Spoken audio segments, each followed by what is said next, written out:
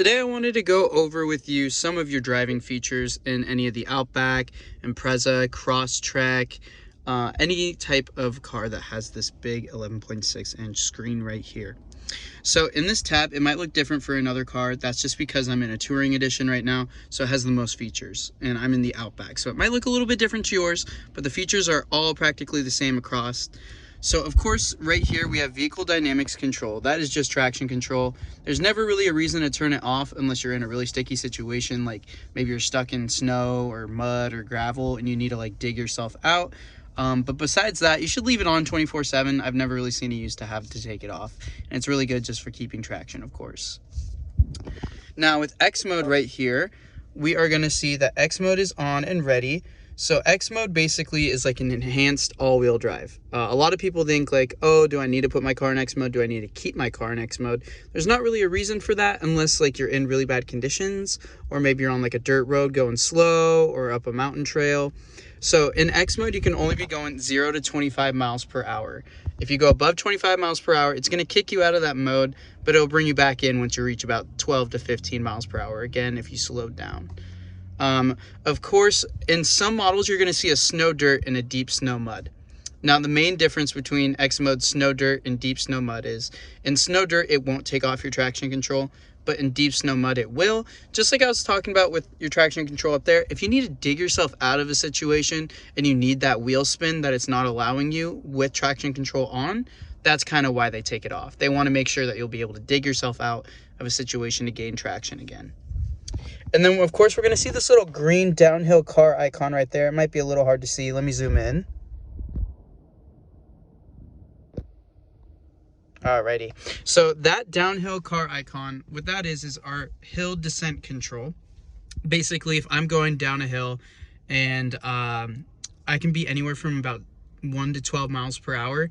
If I'm above 12 miles per hour, it won't let me do it.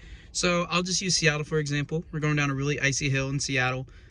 Basically, I'm pretty scared that I'm going to be panic braking down the hill because it's really icy on there, black ice. So all I have to do is I'm going to keep my foot on the brake until I reach the desired speed I want to be going down the hill at. So let's say 6 miles per hour. So let's just pretend where it says 0, it says 6 for us right now, and I'll take us out of cruise control. But yeah, we'll just say that is 6 miles per hour. What I can do is I'm going to see that green car icon start to flash at me once I'm going down that hill. And that means I could take my foot off the brake completely and just have my feet like this, resting.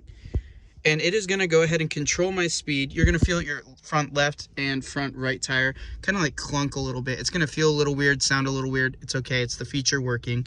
I've tested it a bunch of times. And it's just going to keep your speed set from the speed that you had when you were braking. So if I was at 6 miles per hour, it's going to keep me going 6 miles per hour down the entire hill. But maybe I'm going a little too fast. I can put my foot on the brake again, and I can slow it down to my desired speed. And then let's just say we're at the bottom of the hill now, and I don't need that feature to be on. I'm okay. I've already gotten down the hill. I can simply just press on the brake or the gas. And then in extreme cases, if I didn't want X mode on anymore, I can just simply turn it off here. And then there's also, as you can see, I can toggle through these. At the very right, there's always going to be X mode, and you can just turn it off right there. Cruise control acceleration, I already went over that with eyesight. Auto vehicle hold is a really fun one. I like this one a lot. So you're going to see this AVH light above your fuel gauge now. All right, so what that means is basically anytime I come to a complete stop, whether it's at like a drive-through or a city lights or stop and go traffic, I'm going to start seeing that AVH light blink at me once I come to a complete stop. So I can actually take my foot completely off the brake and it's going to hold me in drive. So I'll stay in drive the entire time and it'll just hold me there until I press the brake or the gas again. Now I know it's a little scary to get used to at first, but it's a really nice feature. And I think you'd really like it if you gave it a shot. Moving on from auto vehicle hold, we have steering responsive headlights. These are usually on all the time, your SRH. So basically if I turn left, my headlights are going to follow me left. If I turn right, my headlights are going to follow me right. And that just illuminates around corners. People are like, why would I want to use that? It just helps you. So whenever you're like going around that corner, it'll illuminate the entire corner rather than just diagonally through it. And then auto start stop, people either love this one or hate this one. So you can obviously turn it off right here as well. and you can see that it says off. If it is yellow, it is off, but if it's white with that little line through it like this, then of course we're going to want to turn that off if we don't want it on. And that's just the feature that stops your engine completely when you're at a stoplight, and then whenever you're hitting the gas again, it'll go ahead and start your engine back up. So we'll move into driving assistance. Now again, these are part of EyeSight, so I already covered these in the last video. If you need me to send that to you, I will.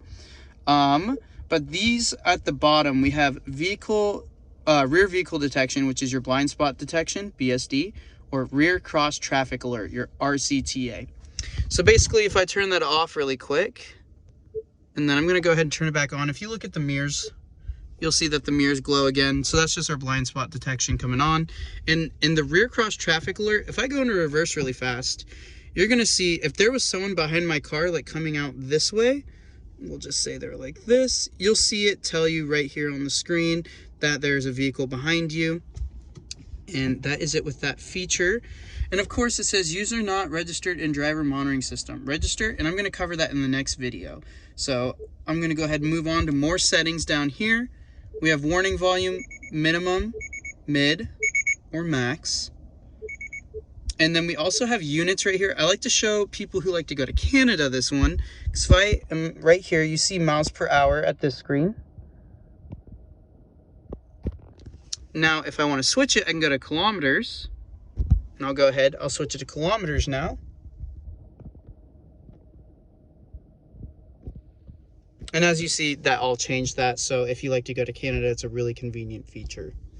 And that's kind of it with your driving settings. If you want to know more, there is more vehicle customization. You can go ahead and just give me a text or a call, and I'll go ahead and go over those with you as well.